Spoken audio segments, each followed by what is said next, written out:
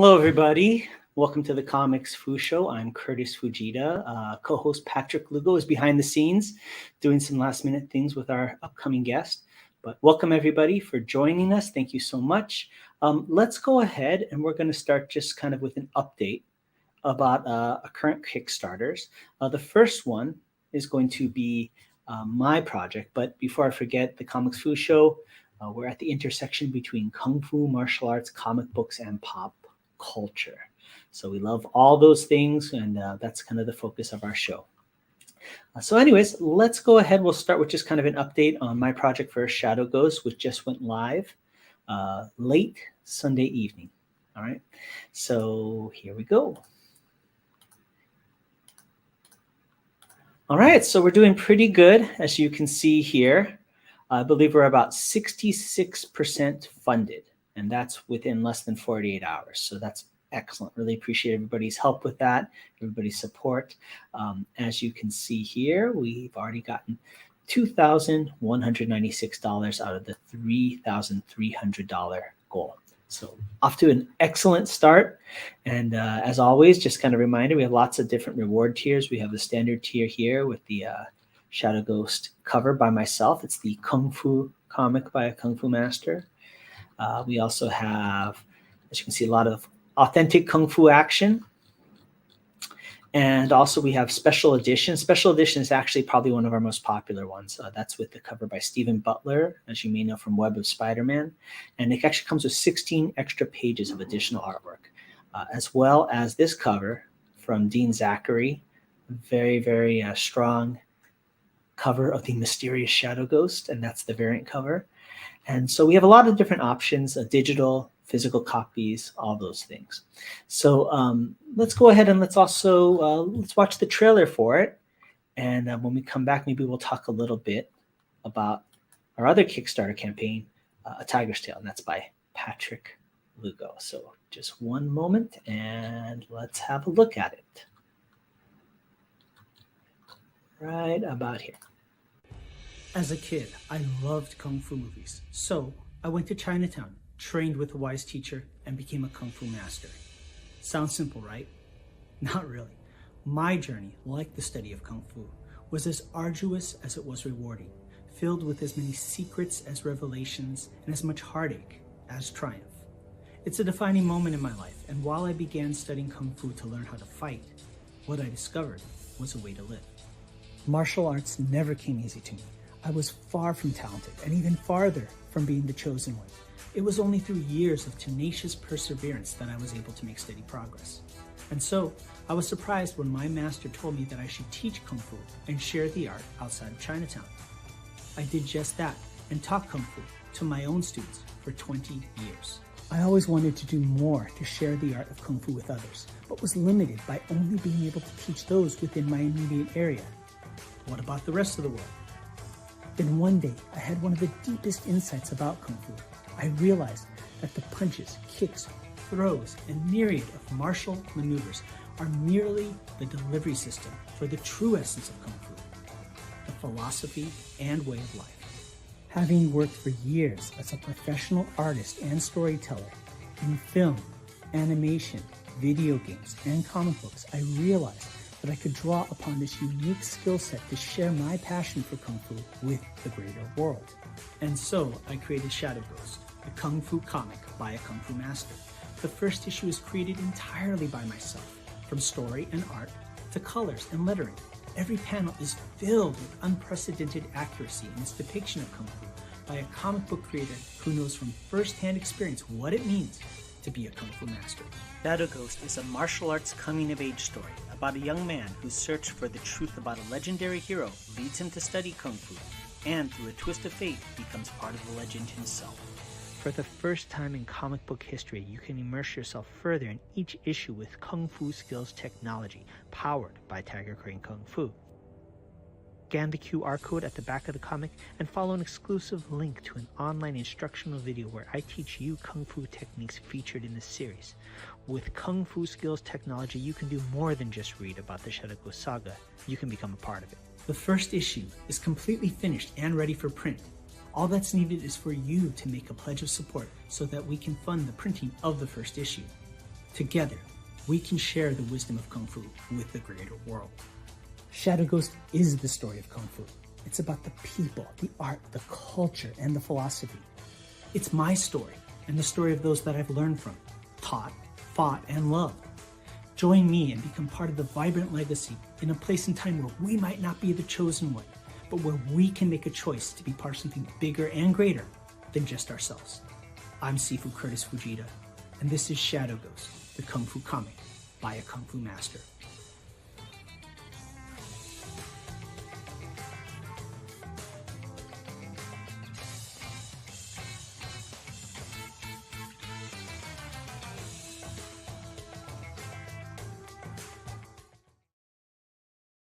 All right, and we're back. So thanks for watching the trailer. And here is my co-host, Patrick Lugo. Patrick, how you doing? Hey, Kurtis. I'm gonna get experimental here live and see if our esteemed guest will manifest. Okay. I got a screen capture from him so he can see us from his side, but we'll see what the internet has to say about things before we dive back in. Definitely. Maybe some audio. Coco, can you hear us, or can we hear you? Let's see. Okay, well, we'll still keep trying these little technical things, but while I'm here, let me let you know that a bit of quick news, right? Please. The Kickstart.atigerstail.com campaign has just reached 44 backers. Excellent. I love the symmetry of that number. And with that, I also want to let folks have a quick view of our trailer. Okay. Let's see if I can find that in all of my little... Oh, wrong button. So yes, my trailer... Got it right.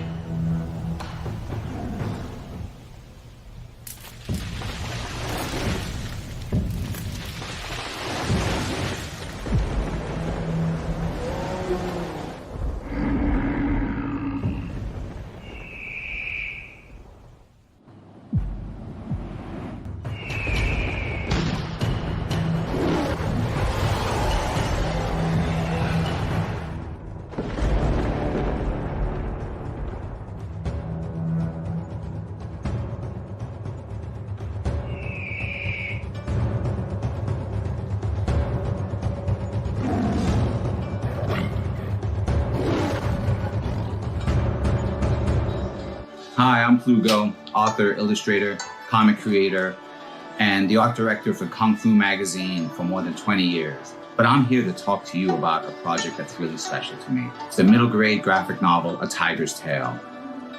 Imagine the story of tigers and dragons and martial artists and monsters. So when I launched the campaign for A Tiger's Tale Volume 1, I did not know what to expect. But it succeeded thanks to a group of passionate backers. It was also awarded the Make More Comics art grant that year and was later featured as part of an art gallery exhibit.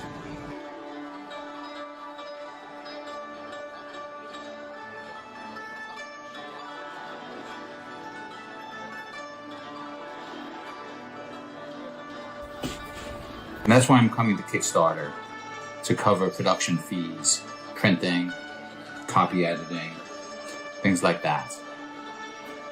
Books completed, with the exception of a few pages I've set aside to color over the course of the campaign.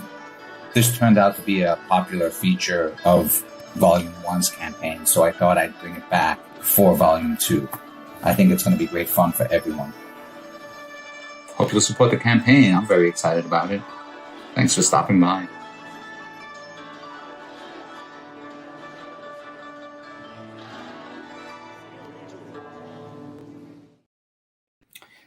Excellent. Looks great. I love that final image that you have. The tiger coming forward with the kid next to him. It's just like, it's so nice.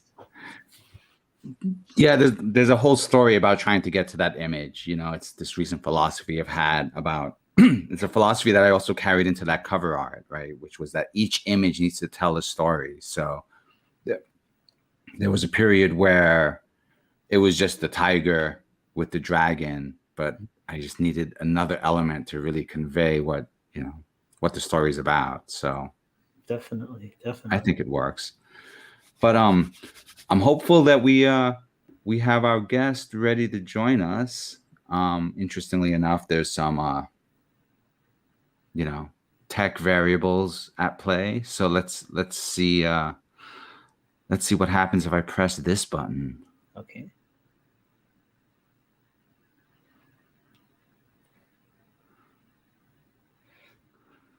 Well, looks like still a little bit of a challenge, but Yes, maybe he may not have yet made it to his other computer station. But I wanted to share this one thing. I discovered this soundtrack, and I'm going to play that for a little bit.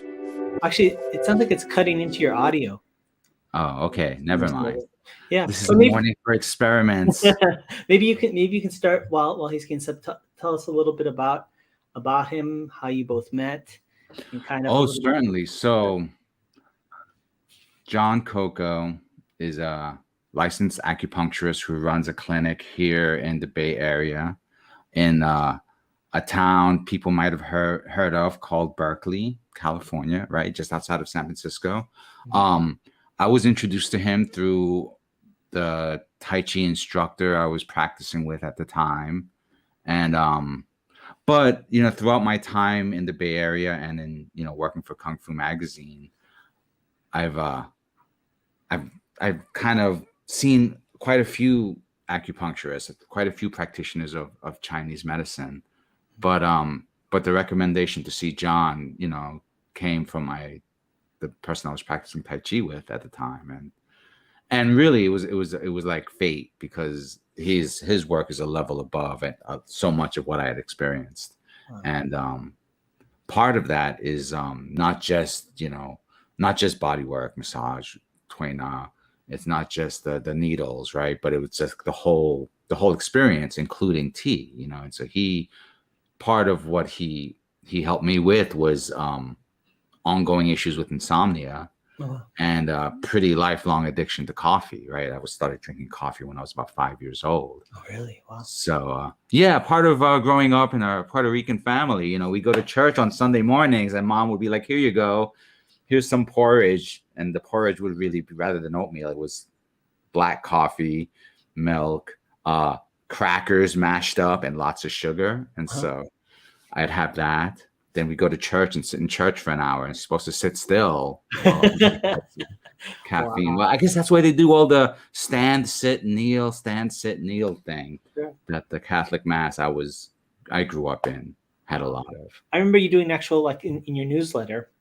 And if anybody hasn't subscribed to Patrick's newsletter, it's so great. I remember seeing those things, in your comic books that you would, a comic strip you would do for your newsletter, about going to church, and so forth. So, yeah, that's excellent. Great stuff. Well, while Patrick's kind of researching a little bit the communicating with our guest. Feel free. I'll kind of. All right, I'll be right back. A little bit. So one of the things that our guest is coming to talk about is what's called Gong Fu Cha, or Gong Fu tea. Okay, which sounds interesting to the lay person.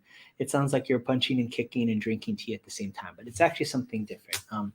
Those that know the term Gong Fu, the implication is always a skill acquired through a tremendous amount of hard work or effort. It's attaining a level of ability at something far beyond the average person, right? Because you put in far above and beyond the average amount of effort. So Kung Fu tea is the experience and of tea as in some cases as a ceremony, as far as the actual quality of the tea and just the overall experience. It's a tremendous art form, and if you've ever had the opportunity to have Kung Fu tea, it's life-changing. I mean, it's an absolutely amazing experience. I myself experienced Kung Fu tea when I was in the Guangdong region of China many years ago, and it was an amazing experience. I still recall to this day that the woman that was serving this tea, the young lady, had this whole poem and poetry and this whole performance associated with the tea ceremony. So I still recall she actually brought out these little tea cups, really tiny ones. And she would actually pour the tea on top of the actual cups first, right? Which I believe, permeated the smell of the tea inside of it. And then she would dump it out and then pour it again. The fascinating thing I always recall is when she was pouring it, she was actually saying a poem about something about a general coming back from war to the village or something along those lines. And so as she's saying it, she would hold the teapot and she would be dipping it like this. And while she's dipping the teapot, at that time, she's doing it in the rhythm of a horse galloping. And at each dip of her hand with the actual teapot, you could hear the tea dropping into the teacup and it sounded like a horse galloping. And so by doing that, that's how she actually served the tea, 1, 2, 3, 4, across like that. Absolutely amazing, totally transfixed to the experience. That was my first experience with Gong Fu tea. So it's a really exciting endeavor, really amazing. You don't get to see it too much here in the States, but if you do have the opportunity, I highly encourage you to look into it. It's an absolutely amazing experience. So Gong Fu tea, really great stuff. So while we're still here, kind of going over things, if you missed it, we did have a performance, and that was on Sunday night, our late Sunday live stream launch of the Comics Fu Show Season 2 and of our mutual campaigns.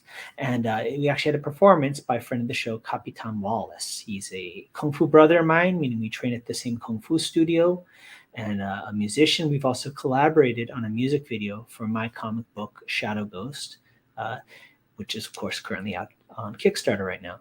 But let's go ahead. I think we're going to go ahead and let's play his performance, and you can take a look at it. And after that, we'll talk to our guest. Hi there, this is Capitan Wallace. I'd like to wish Kurtis, Fujita, and Patrick Lugo a good fortune and success in their Kickstarter Special Guest Comic and a Tiger's Tale comic book. So it's out now, check it out. Y quiero desearle mucha suerte y muchas felicidades a Patrick Lugo y a mi hermano Kurtis, Fujita, por su lanzamiento del Chaoshan Comic Book y el Tiger Tales. Chequenlo, están en todas las redes y chequen todo el media, el Instagram.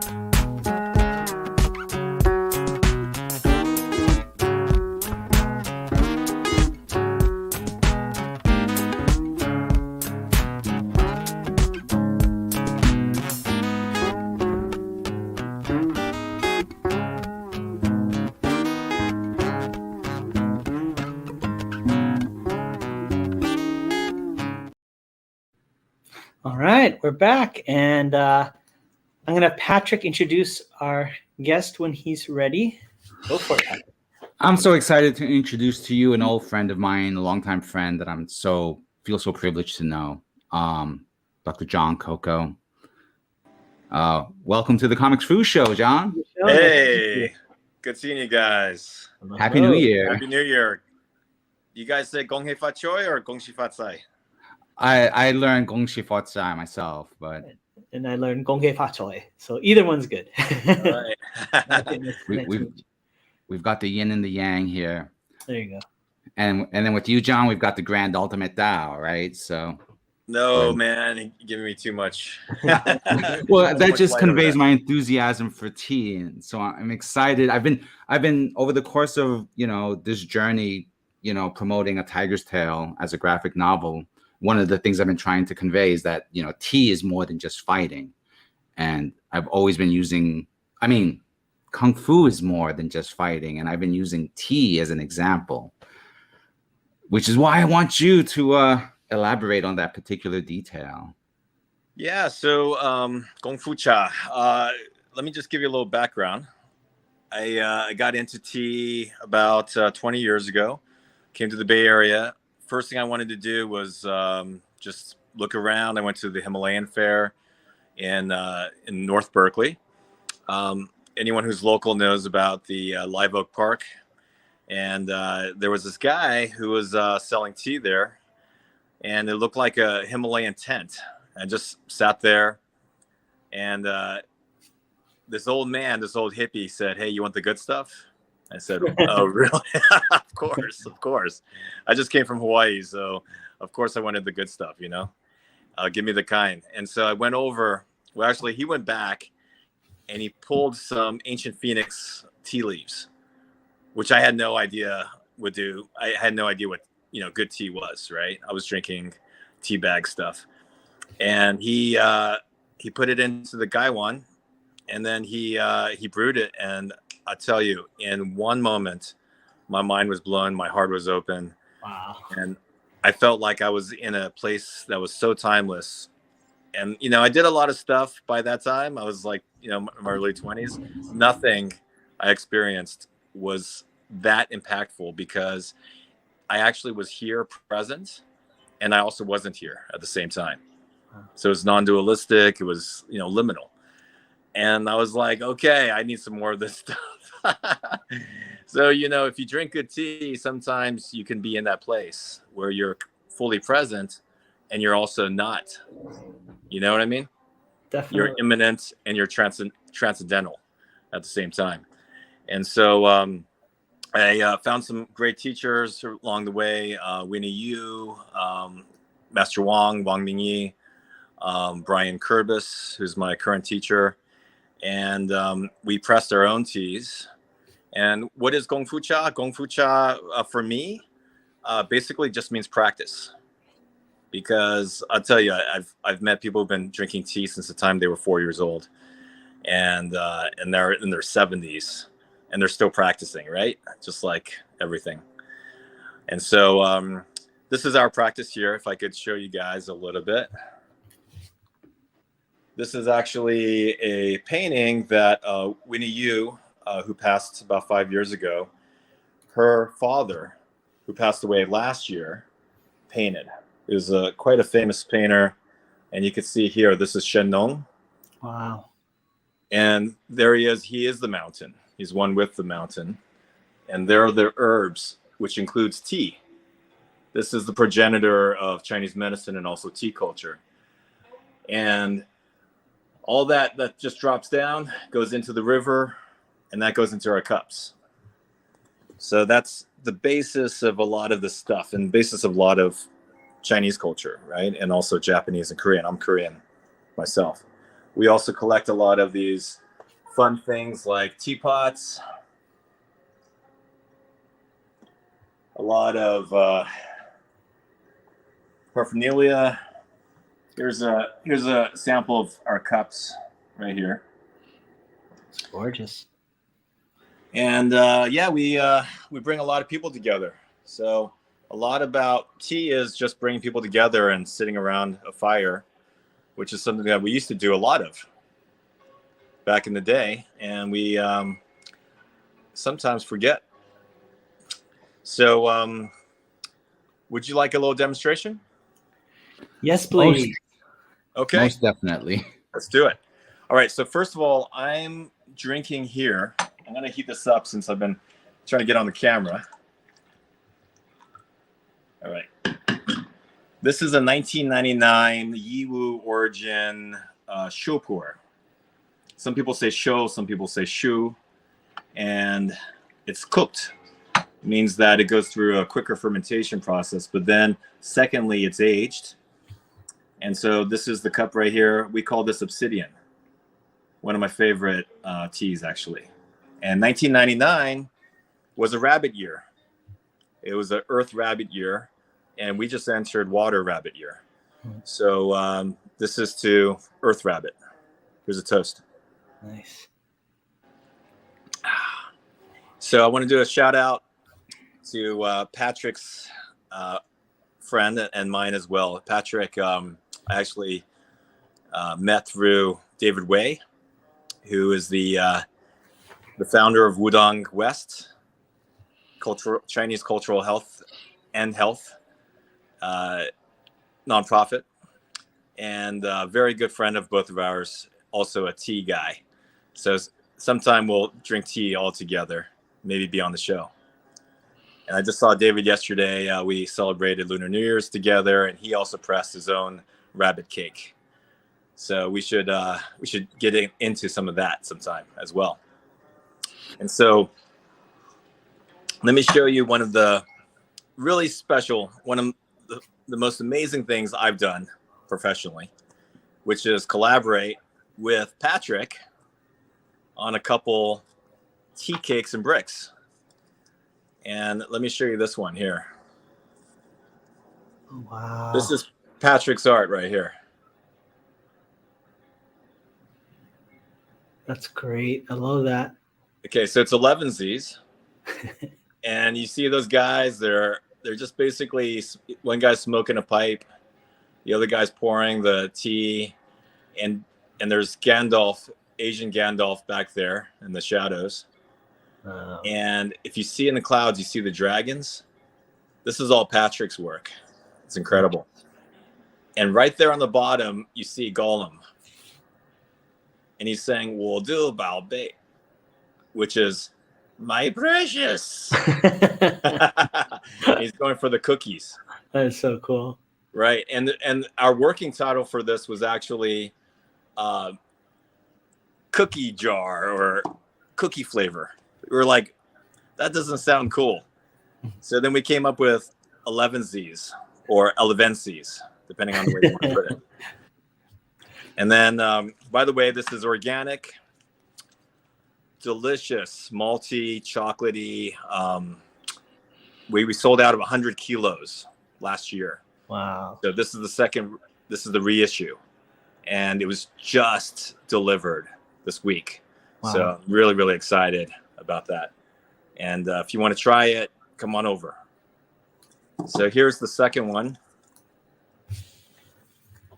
I'm going to get a close up of that. This is second breakfast. And there's that Gandalf guy, but now you got a close up of him so you can really see what he looks like. And there are two characters, and they're still having fun, and they're still drinking tea. And this time they're celebrating. Let's do it this way. They're celebrating Chinese New Year. That's great. Right there.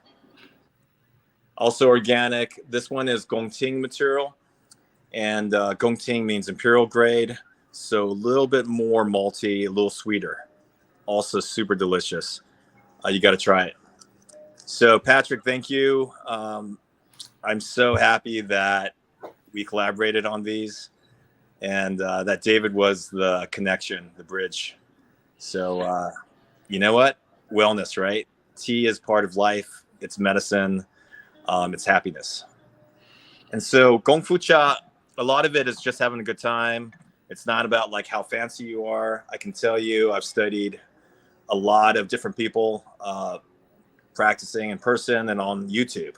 and just seeing what they do and how they operate. And it's really personal. I mean, my style is not doing this and shut up, watch me. And that's fine if people want to do that, and that's their style. But what we do is we definitely just go back and forth. And one of the coolest things about tea is that when you drink from the same gonggabe, everyone gets the same qi, right? It's chemical, it's energetic, it's fluid, and that liquid qi goes into everybody, and everybody is on the same vibration for a little while, right? At least until you sweat or pee it out. And that's an amazing thing, actually, where we can all get on the same vibe. So I'll be making some of this tea right here. I'm going to be trying to do it with one hand. Let's see if I could do it.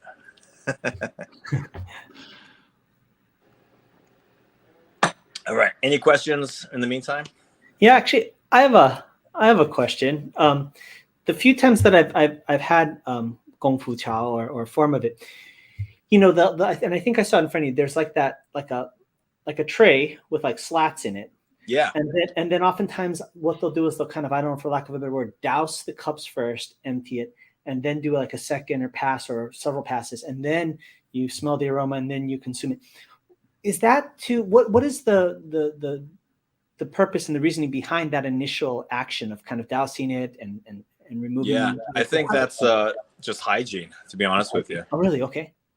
Really? Yeah, I mean, back in the days, you've seen these Westerns where the bartender just like spits into the glass and then he just kind of wipes it. Yeah.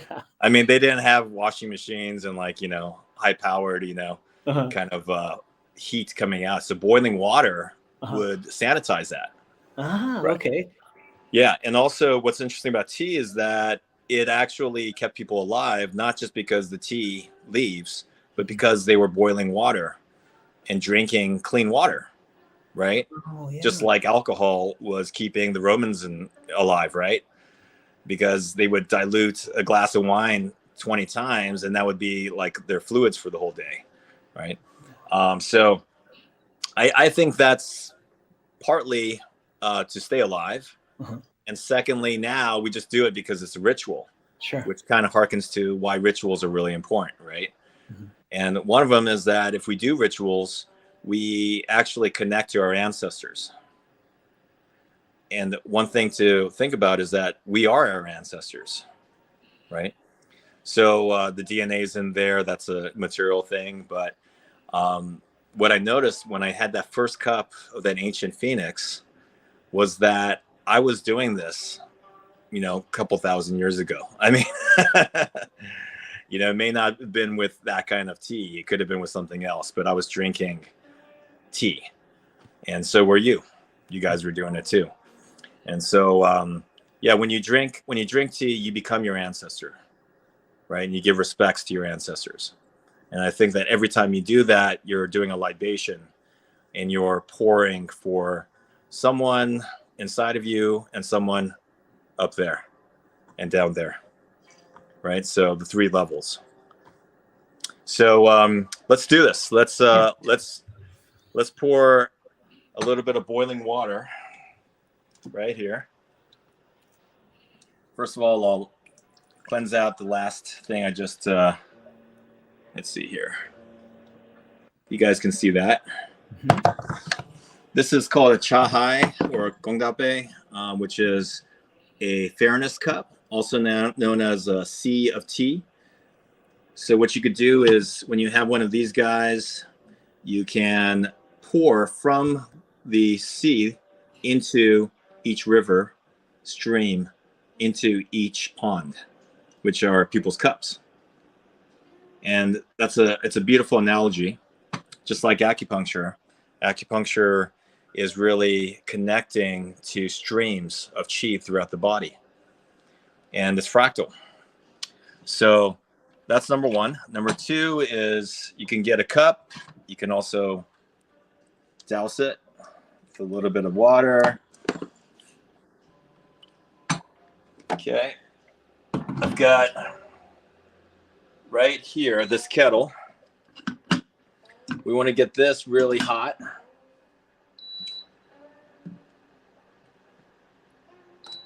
And I'm putting it on full boil.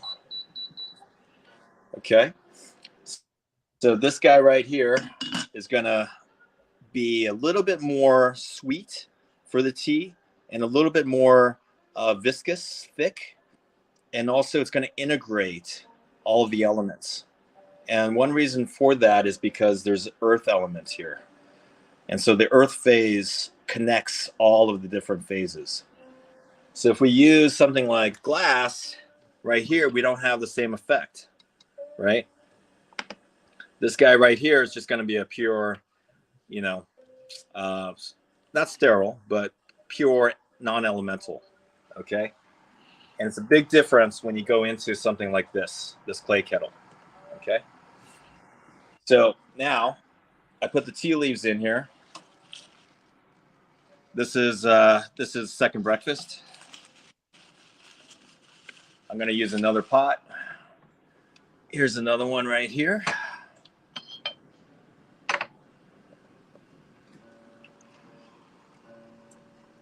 Going to warm it up, wake it up.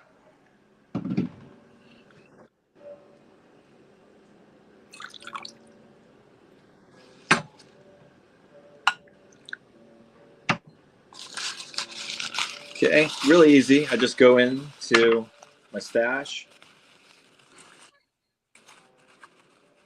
And there's a nice little nugget right there.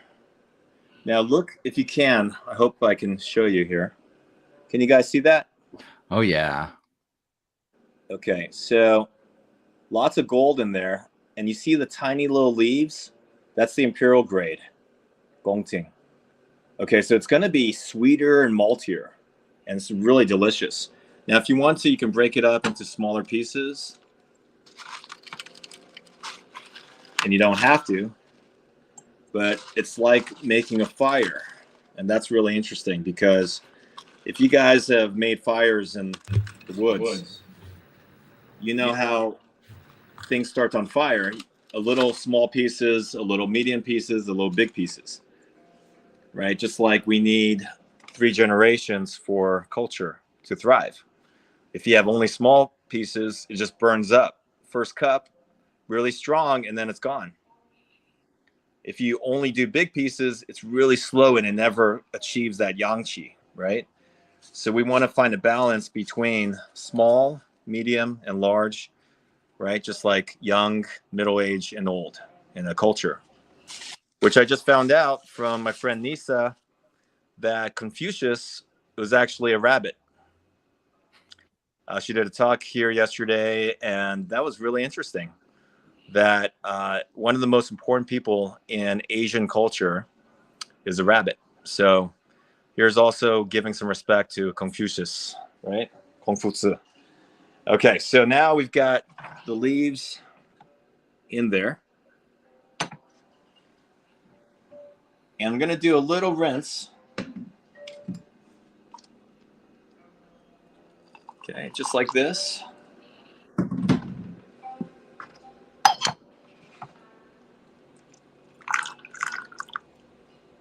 It might be a little cloudy. You guys see that?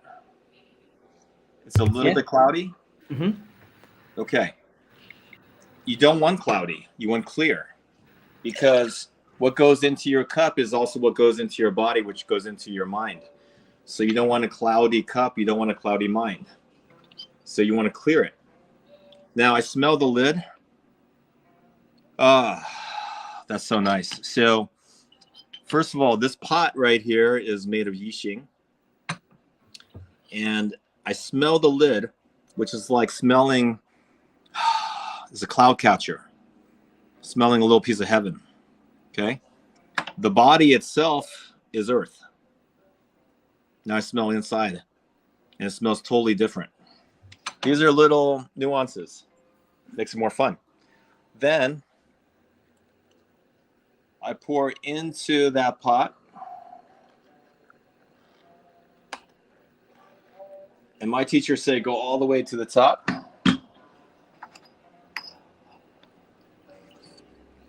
And depending on how you like it, you can do this for 10 seconds, 30 seconds, a minute. It's all really personal. Okay, so I'm going to go for about that much. Okay.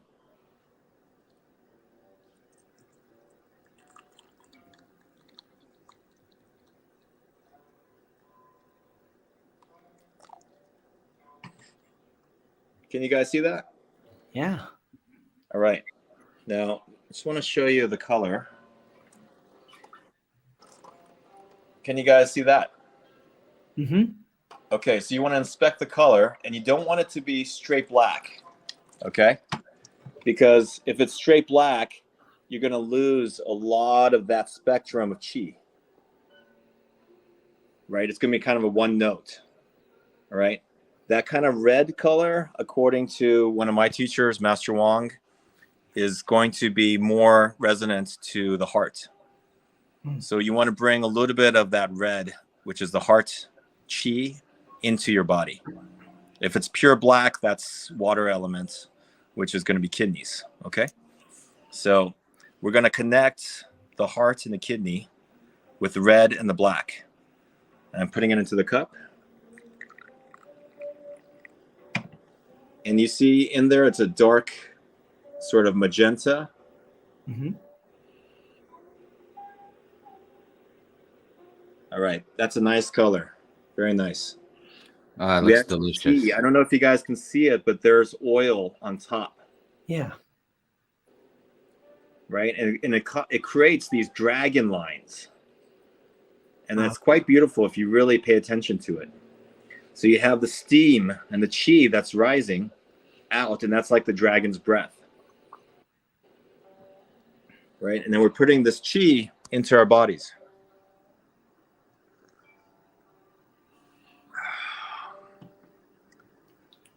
Wow. And what's great is when you don't have to think and you just feel that inside, and it's like, I love that nonverbal, pre-verbal, guttural kind of sensation. And what's great for someone like me who has a little bit of ADD, my mind's like all over the place, is that when I drink something like this, it really brings me to the present moment. And that's part of the Gong Fu Cha. It's amazing.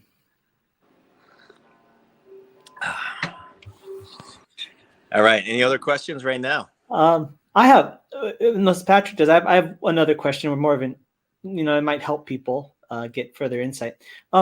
So, I see a, traditional Chinese medicine doctor, and been doing so for decades now. And a big component that she got on my case about right off the bat was no cold beverages. In fact, no cold food, Yeah. right? No ice cream, no ice, nothing like that, right? And Right. that's always been, and I've been, I'm a recovering cold beverage drinker, been sober for a couple of years now. Right. But from your background, not only with the Gong Fu Cha, but also your medicinal background, I think it would be interesting if you could share any insights about that, because that's absolutely foreign to us as Americans, right? Especially Americans, ice and everything, cold, we're kind of taught that that's the way to go.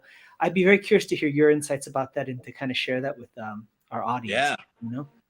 So imagine that you're actually an energy body. You're not just this physical form. This physical form is actually a manifestation of your chi, right? So if you put cold on your skin, like you put ice on your skin, you're going to start to feel cold, and the heat is going to come out of your body to heat you up, right? So if you put the cold inside your body is going to have to use its own metabolic fire to heat that up, which means you're losing chi, you're losing energy, right? So over time, people lose energy, and it's okay when you're 5 years old, 10 years old, 20. By the time 30, 40, 50 comes around, you need to have as much of that fire as you can in order to stick around, to keep that heart beating, right? So let's just say you put that cold inside your body, and all of a sudden you start feeling a little contraction, feeling nauseous, right, in your stomach. Well, that cold is contracting your stomach. It's contracting all of the viscera, right? Because cold contracts. when you put heat inside your body, it expands, right? Like the steam. And so that qi goes inside and it hydrates and it brings energy into your body. The other thing to think about is when you put fire like this, all this electricity, all of the fire that's inside of this, whatever it took to make that water boil, that energy goes into that cup, and then that goes into your body. So you are drinking yang qi. You're drinking electricity, fire, energy. You're putting that into your body. When you put something cold, that energy is stuck. It's frozen, right? And so you're not actually getting that energy. You're losing energy, right? So over time, you'll lose energy and you'll feel tired, right? I always feel more energized when I put something warm in my body. And I've told my patients, just try it, even 1 week. No cold, no raw foods, no smoothies in the morning, especially in the morning because it's a fire, right? If you're putting wet wood on your fire, on a campfire, nothing's going to stoke. And it doesn't matter how expensive the food is after that, right? It's just going to be ashes. So especially in the morning, you want to have some heat and you want to stoke that fire. And once your metabolic qi, that fire is started, at lunchtime, you could have a little bit of, whatever, a salad in the summertime, whatever. And then at dinner time, it's cold outside again. The yin has come, the yang has come down, and you want to get that fire back up. So you definitely want to have warm and cooked food, especially at night. And this is all intuitive. In the summer, there's a lot of fire outside, so you can have a little bit of cooling things. In the winter, it's cold outside. Why would you put ice inside your body and evacuate all that yang, that fire? Doesn't make any sense. But people don't think like, I don't know, the ancients, the primal ones, they saw everything in these elemental forces, right? Water, fire, earth, metal, right? Air, wood. This is the way they saw things. And today we're so separated from nature that we've completely lost our sense of our connection as beings in nature. And it makes total sense, right? Mm-hmm. Why would you take away your energy? You want to live as long as you can.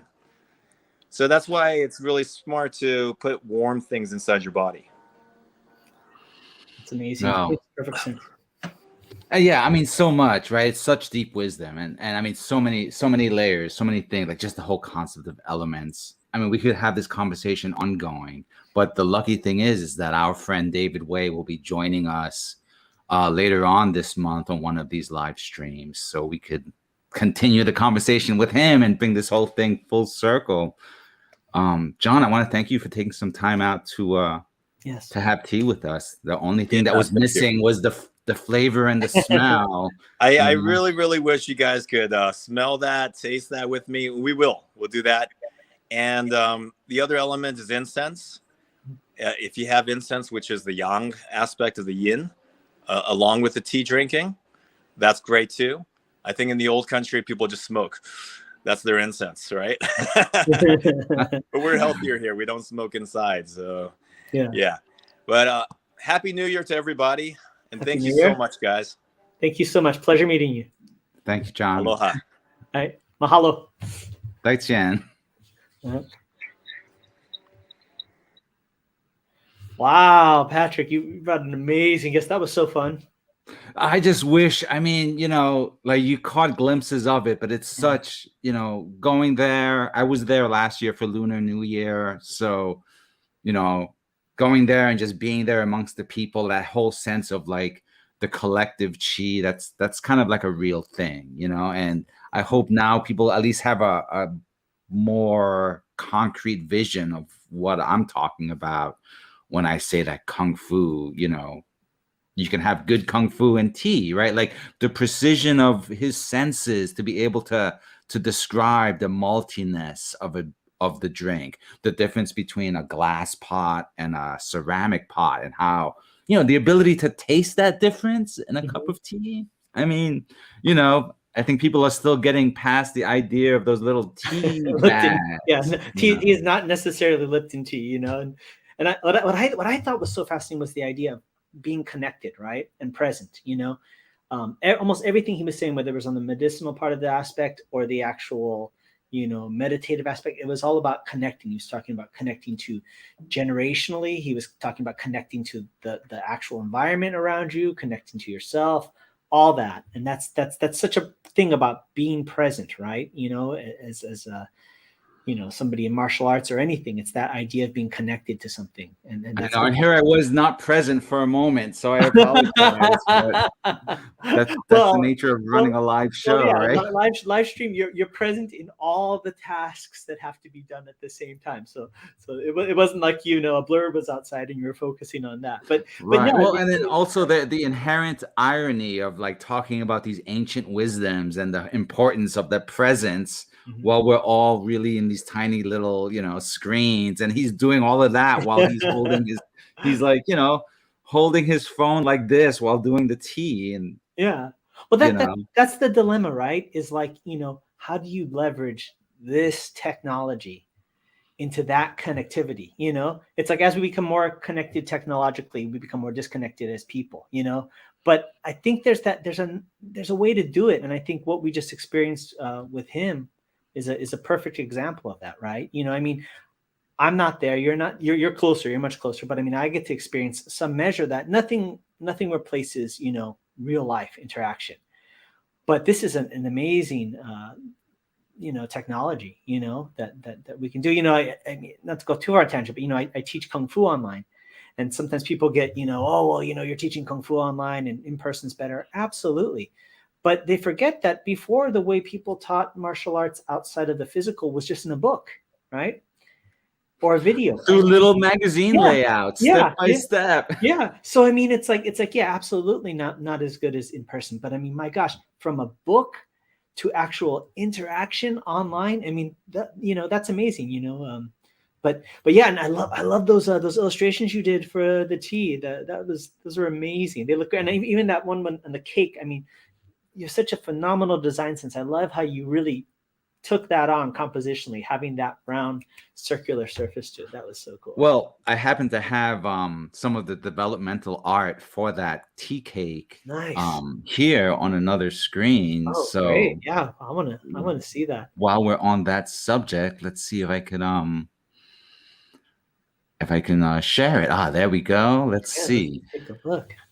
So if you didn't catch the gag, right? They were Kung Fu hobbits, right? Because hobbits don't have to just be, the Shire doesn't just have to be freaking in England. People forget, especially with recent, controversies about specific casting for hobbits, etc. Like we wanted to embrace that. So that's where and also 11Z's tea is really delicious. You can get about 11 steepings out of it. So that was one of the tipping points in changing the name to 11Z's from, I think it was called like cookie something, like chocolate chips or chocolate chip cookie. I don't know. It was a play on words. So that's where we had the cookie thing. But we had to follow up the sequel with second breakfasts. There was just no escaping it. So here you have one of the early sketches that I did. How, if I can ask, how was this like a thumbnail? How big was this on the physical actual? Because it looks like it was done. With an actual pencil. I did draw it. I have my sketchbook. Maybe about 3 inches like that. It was a small. It was like one of my moleskin sketchbooks. So they're kind of small. About this size, and so I drew 2 of them. But you'll see that that I worked out the logo aspect digitally, separately, and then just kind of incorporated that. So here's a second view. That's great. Of the similar concept. Like we pretty quickly came upon the idea of like, if it's going to be circular, it should be like the Hobbit hole, and we should be looking in on their little breakfast, right? So I love his hand. His hand is so nice. Like you didn't opt for just like all fingers on the same plane. You did that nice stagger. I just had to point that out. I love his hand there. That's great. Oh yeah, hands, right? That's like one of the great challenges for any artist. So yeah, so there was some question of like specifics, right? And also the whole playing the gag of the hobbits, right? I wanted to be able to like let people know that it wasn't a mistake that one of them was significantly larger than the others. So I had to get that hand in there. That's great. To just establish the scale. Oh, definitely. That's smart. And then here we're gonna skip ahead, right? We kind of knew we wanted the hand in there. We knew we wanted that presence, but we kind of changed around some of the details. So I might have put these out of order, but I think you can see some finished line art in this. And some variations of like the border treatment. I like that kind of Celtic knot kind of aspect on the right one. That's great. Right. Well, we that because we still Tolkien nerds are everywhere. Sure. Sure. And so there was definitely some desires about like getting, since it's going to be a circle, how can we evoke the One Ring within the story as well? So we were playing with like what kind of elven script or Celtic knots we could use. Cool. And then we started discussing color, right? Because the first one I did, the first 11 Z's label, the square label I did was black and white. And I have footage of that, of like I have a great time-lapse video of that piece of artwork being done. Right. And that's like on my homepage at plugoarts.com. So it's always like fun when people come to visit my website, they get to see that thing. It's like a 30-second clip of that whole illustration being done. And I love the maki in the middle. I like that you included that along with the dumplings on the side. That's awesome. Oh yeah. It was like a whole debate. There really was some thought that went into like exactly what's going to be on the menu, and you'll notice that we were playing with the different color schemes, right? Of like black and white with just some color, or here we have, another kind of subdued color scheme, but at this point, the line art was really locked in, right? We tried out a few different border schemes. I don't know if you can see them as well. Like the borders changed a little bit. Yeah. But here, let me share another version. So at this point, as Kokko and I were collaborating, we were just working out like the specifics of, I was presenting some more color schemes. And do we want to go, do you want animated style color? Do you want a watercolor style color? Something in between? Does it just want to be limited, So like in this case, right, the color was down at the bottom, but you can see how Gandalf is a little bit more in the distance there. It's so interesting how these PDFs render in real time. You can see all the layers. Yeah, it's pretty cool. But so here we are, just more closer to the finish. Lots, we've got the brighter banner. At this point, the artwork really hasn't changed, I really like the eye lines too. I mean, I like that you have him looking straight forward, and then all the eye lines. I mean, it creates not only their heads, but the eye lines are creating that triangle composition, which is really nice. And I always love looking at your work. Yeah, I mean, that was definitely what I wanted to there's a Z hidden in there, but there's actually like a couple of Z's, so I wanted you to see the white eyebrows, because that indicates longevity. And as Kokko mentioned, right, longevity and tea have a intimate connection.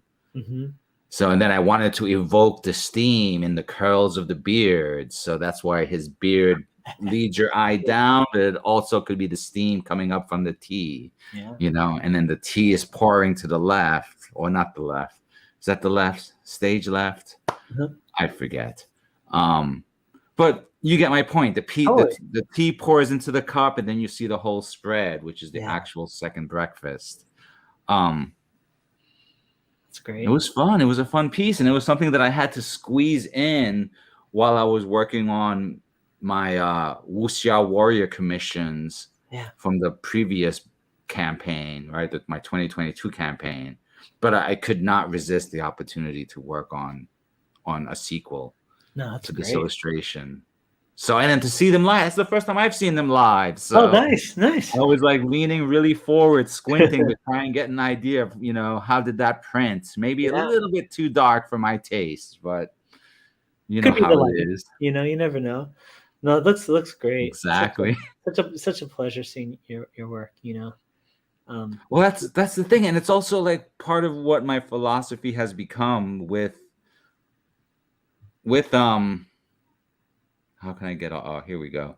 With these campaigns, because it's not just, I don't just want them to read a finished comic, I want them to be a part of the experience. I want them to have, in the same way that we just had this window into the world of Kokko wellness, I want my work to be a window into the world of what inspires me, and absolutely. And you can tell, I mean, you can tell as an artist, you can tell as a creator, who cares, who puts that little bit of extra effort, right? I when I first started on my comic book, there was I had hired an acquaintance to do the inking, and it was very apparent this person had inked stuff like for George Perez or people way up there, and it was very apparent that they did not take my project seriously, So I was put in this awkward position, and I had to have a talk with him, and essentially his end. I said, "Did you really do your best effort on this?" Because it was very evident he did not. I mean, to the point where you could tell that he didn't even fill the pen with ink. I mean, there was it was really bad. Wow. Yeah.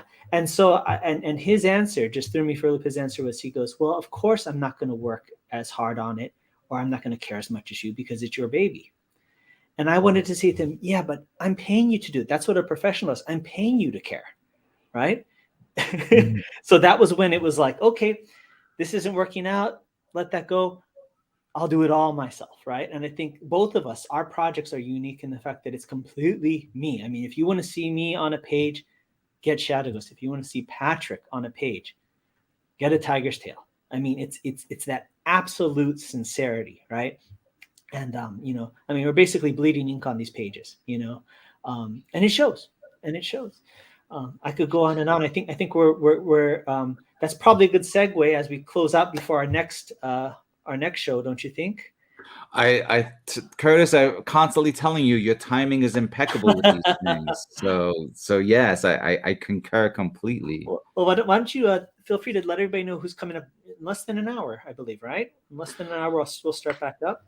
Yes. So shakuhachi master Cornelius Boots will be joining us in about an hour to discuss the shakuhachi flute, which is the Zen flute.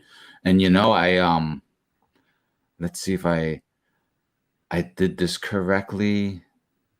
No, he just posted this awesome video of him doing the performance that I was just like, I gotta remember this, because it was a great example of what I was telling you, where it's a contemporary John Coltrane. Oh, really? With the Zen flute? Yes. Well, yes. Amazing. And I just wish there was a way I could just press a button to get it from my iPad to this stream. But maybe after our trailers, we could play our trailers, and that might give me enough time to set up a link. Let's do this. So as always, we're gonna close out. We thank everybody for coming. We're gonna show a little bit about our two projects, and in the spirit of the MCU, which we love so much, make sure you stay through to the trust, because we're gonna add a little something special at the end. So don't go away. Because it is Tiger Tuesday, we're gonna start with the Tiger's Tail and then a little bit of Shadow Ghost.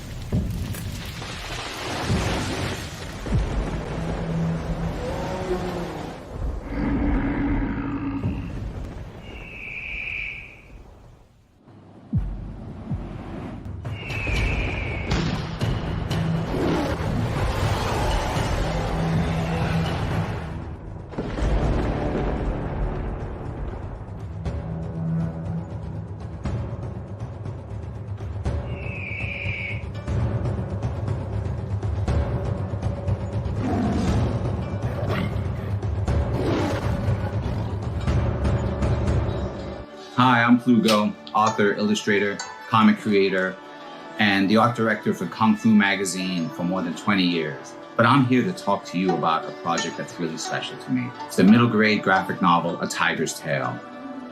Imagine the story of tigers and dragons and martial artists and monsters.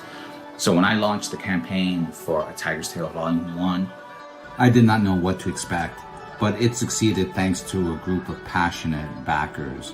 It was also awarded the Make More Comics art grant that year and was later featured as part of an art gallery exhibit.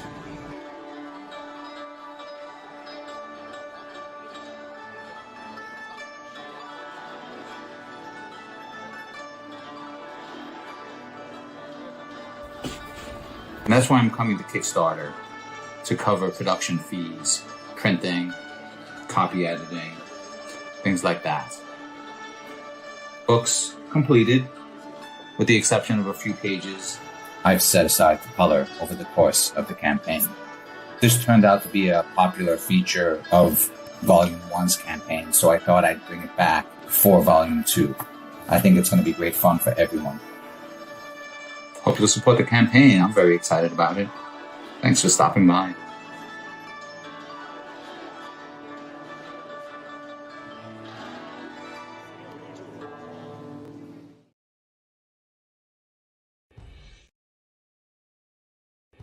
As a kid, I loved Kung Fu movies, so I went to Chinatown, trained with a wise teacher, and became a Kung Fu master. Sounds simple, right? Not really. My journey, like the study of Kung Fu, was as arduous as it was rewarding, filled with as many secrets as revelations and as much heartache as triumph. It's a defining moment in my life, and while I began studying Kung Fu to learn how to fight, what I discovered was a way to live. Martial arts never came easy to me. I was far from talented, and even farther from being the chosen one. It was only through years of tenacious perseverance that I was able to make steady progress. And so, I was surprised when my master told me that I should teach Kung Fu and share the art outside of Chinatown. I did just that, and taught Kung Fu to my own students for 20 years. I always wanted to do more to share the art of Kung Fu with others, but was limited by only being able to teach those within my immediate area. What about the rest of the world? Then one day, I had one of the deepest insights about Kung Fu. I realized that the punches, kicks, throws, and myriad of martial maneuvers are merely the delivery system for the true essence of Kung Fu, the philosophy and way of life. Having worked for years as a professional artist and storyteller in film, animation, video games, and comic books, I realized that I could draw upon this unique skill set to share my passion for Kung Fu with the greater world. And so I created Shadow Ghost, a Kung Fu comic by a Kung Fu master. The first issue is created entirely by myself, from story and art to colors and lettering. Every panel is filled with unprecedented accuracy in its depiction of Kung Fu by a comic book creator who knows from first-hand experience what it means to be a Kung Fu master. Shadow Ghost is a martial arts coming-of-age story about a young man whose search for the truth about a legendary hero leads him to study Kung Fu, and through a twist of fate becomes part of the legend himself. For the first time in comic book history, you can immerse yourself further in each issue with Kung Fu skills technology, powered by Tiger Crane Kung Fu. Scan the QR code at the back of the comic and follow an exclusive link to an online instructional video where I teach you Kung Fu techniques featured in this series. With Kung Fu skills technology, you can do more than just read about the Shadow Ghost saga. You can become a part of it. The first issue is completely finished and ready for print. All that's needed is for you to make a pledge of support so that we can fund the printing of the first issue. Together, we can share the wisdom of Kung Fu with the greater world. Shadow Ghost is the story of Kung Fu. It's about the people, the art, the culture, and the philosophy. It's my story and the story of those that I've learned from, taught, fought, and loved. Join me and become part of the vibrant legacy in a place and time where we might not be the chosen one, but where we can make a choice to be part of something bigger and greater than just ourselves. I'm Sifu Kurtis Fujita, and this is Shadow Ghost, the Kung Fu comic by a Kung Fu master.